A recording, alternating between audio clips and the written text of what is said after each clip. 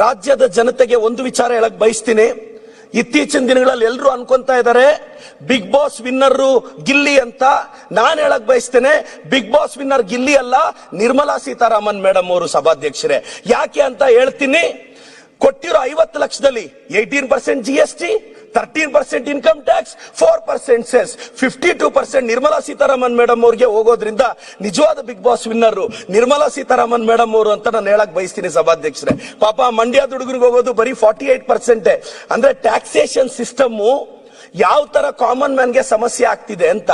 ಸಭಾಧ್ಯಕ್ಷರೇ, Mahatma Gandhi national rural employment guarantee act ಇದ್ರಲ್ಲಿ ನಾವೇನ್ ಹೇಳಿದ್ವಿ, ಮೊದಲು 90-10 ರೇಷಿಯೋದಲ್ಲಿತ್ತು.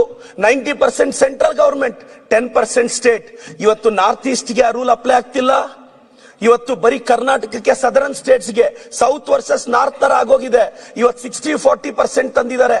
ಇವತ್ತು ಸ್ಟೇಟ್ ಮೇಲೆ ಹೊರೆ ಜಾಸ್ತಿ ಆಗ್ತಿದೆ, ಫೈನಾನ್ಷಿಯಲ್ ಬರ್ಡನ್ ಜಾಸ್ತಿ ಆಗ್ತಿದೆ.